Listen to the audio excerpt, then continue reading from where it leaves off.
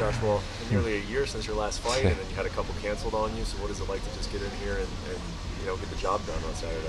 Yeah, it's exciting, man. This is what I wanted to do. I was looking forward to fighting in a time like this with the pandemic and all the craziness going on in the world. It's like, I kept saying I wanted to be a part of history. It's like a movie, you look back on 2020 with all the crazy stuff going on, and it's like I was training during a lockdown and I fought during this pandemic, and then to have a, possibly what everyone's saying, a fight of the year candidate or fight of the night, I have to go back and watch it just because in my mind I'm so critical on myself. I felt like I just kind of stood there and threw big shots, but yeah, it was, in hindsight, I'm glad I got my hand raised. Describe to me what you felt in the early moments of the fight with your knee. I think I overcommitted with the right, and I think he threw a kick, and it just hyperextended my knee in the first minute or so, and I stepped back, and it just completely gave out, and it was painful, and I had no stability in it. I've never experienced anything like that, so I was thinking, oh, I'm gonna stand here and I'm gonna bite down on my mouthpiece and just throw bombs, and I'm not leaving this octagon with half a check. I mean, when something like that happens, do you feel like you need to end the fight quickly, or do you feel like this is just going to be kind of in the pocket now, or like what kind of goes exactly through your head during? Yeah, that's exactly. I was saying in a lot of my fights, I use a lot of movement and lateral movement. I felt like Shane was going to come out and try to work those calf kicks that we see in almost every fight now, and that would try to slow down my movement, but he did that with hyperextending my knee, or I did that. I got to see exactly what happened, but yeah, 15 minutes is a long time to fight someone. I know I have the power to sit anybody down, and so I just have to be patient and wait, and I can sit people down with jabs. My boxing coach, Joey, he says you got a shotgun for a jab. So yeah, I didn't need to overcommit or rush anything, because that's when I feel like if I try to rush something or force something, then they usually capitalize on me. So I just had to be patient, and I knew I'd land big shots, and I could see him. He was blooding up, and I knew when I hit him, I could see it in his eyes that hurt him. But he had a good poker face, and he's a tough as hell dude. Yeah, I was gonna say, over the course of your entire career, have you ever hit somebody like that, like you did tonight, and not putting them away?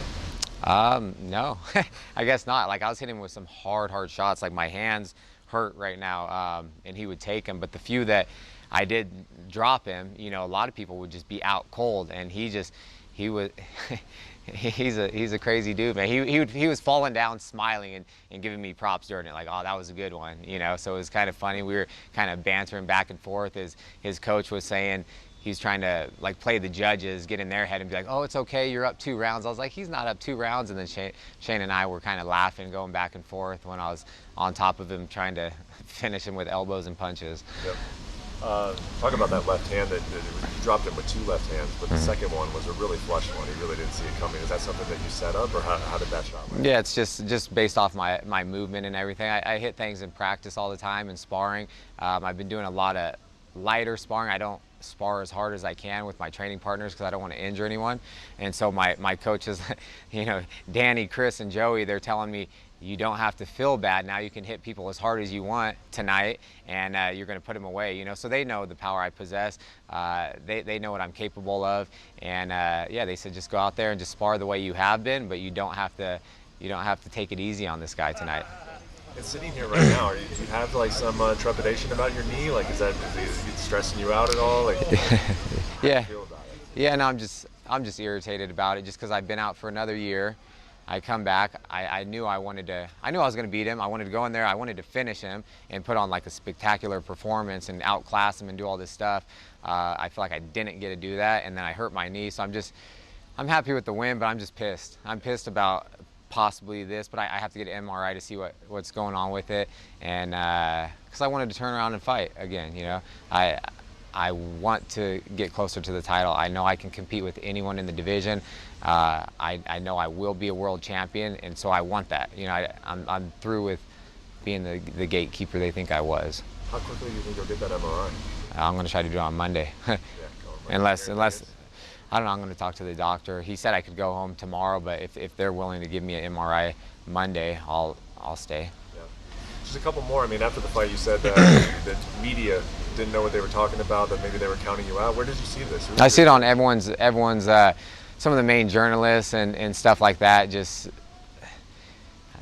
there's politics and everything. People are super biased. Some of the commentators, just journalists, I know who they're rooting for, things like that, and just saying, just when they vote, you know, on like all this stuff, like who they're picking and things like that. I love it though, you know, I'm always the underdog. So a lot of my friends and a lot of my fans, they're making big money off me because they lock me in at plus 150.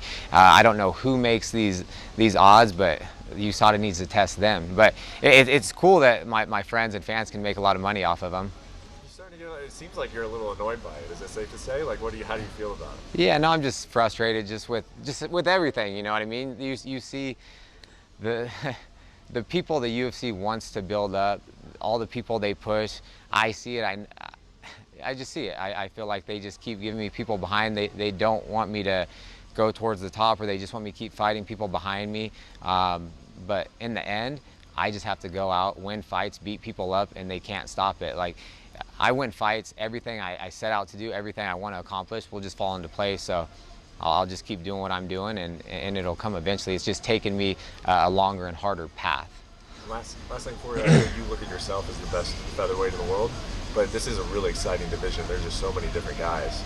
Like, who do you look at as kind of the man right now? I mean, is it Volkanovski because he happens to hold the belt, or like, I mean, Max was a dominant champion for a while. A lot of people talking about Zabit. I mean, when you look at this division, who are the guys that you think are your toughest opponents? I think Volkanovski. You know, Max is a phenomenal champion. He was supposedly the GOAT, you know, because he beat Aldo, and Aldo was a great champion.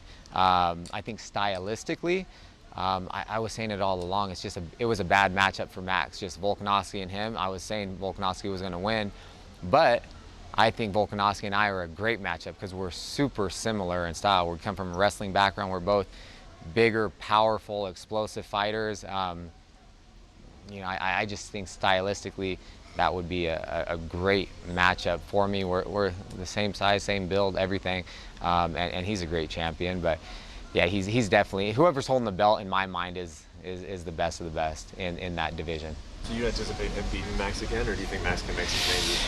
I don't know. I just think it's going to be the same outcome. You know, I really do. Like, it wasn't the last fight. I thought he decisively won every round, you know. So I really think it's going to be the same outcome unless Max can make some adjustments and catch him with something and put him away. But I just don't see it. I think stylistically it's just styles make fights, and that's a tough just matchup, you know. Yeah. Thank you for watching ESPN on YouTube. For live streaming sports and premium content, subscribe to ESPN+.